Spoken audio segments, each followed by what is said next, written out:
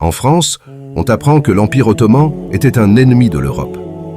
Mais en 1543, le roi de France fait accoster la flotte ottomane à Marseille et transforme Toulon en port musulman. Oui, une ville française avec mosquée, prières, adhan public et plus de 30 000 marins musulmans logés avec l'accord total du royaume. Tout commence en 1536. Le roi François Ier est en guerre contre Charles Quint, empereur du Saint-Empire et roi d'Espagne. La France est encerclée. Alors elle fait un choix historique. S'allier au sultan Soliman le Magnifique, maître du plus grand empire musulman de son temps. Cette alliance franco-ottomane est un choc pour l'Europe chrétienne. Elle sera maintenue pendant plus de 2 siècles. En juillet 1543, le célèbre amiral Khayr ad-Din Barberousse, dit Barbarossa, quitte Constantinople avec 110 navires et environ 30 000 hommes. Il est escorté par Antoine Escalin des Aymars, ambassadeur français auprès de la Sublime Porte. Leur mission, aider la France à reprendre Nice, alors entre les mains du duc de Savoie et des troupes impériales. En août, la flotte franco-ottomane bombarde Nice. La ville est ravagée. Les murailles tombent, mais la citadelle résiste. Les Ottomans en profitent pour faire des raids sur les côtes italiennes, corses et catalanes. Arrive l'hiver. Barberousse ne peut pas repartir vers Istanbul. Le roi Henri II, successeur de François Ier, prend une décision inédite.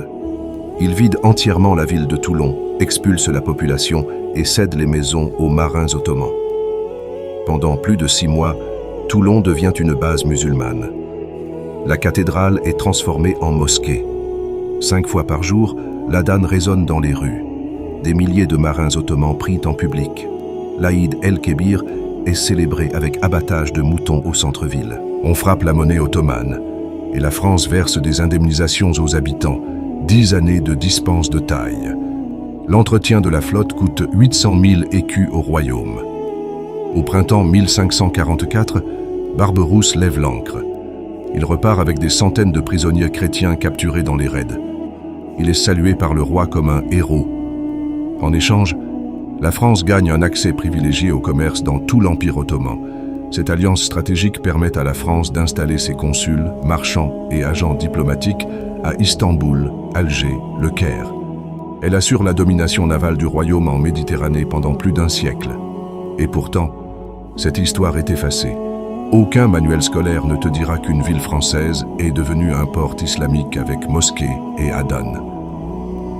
Aucun cours ne te rappellera que François Ier appelait Soliman mon frère et Barberousse mon allié. Pourquoi?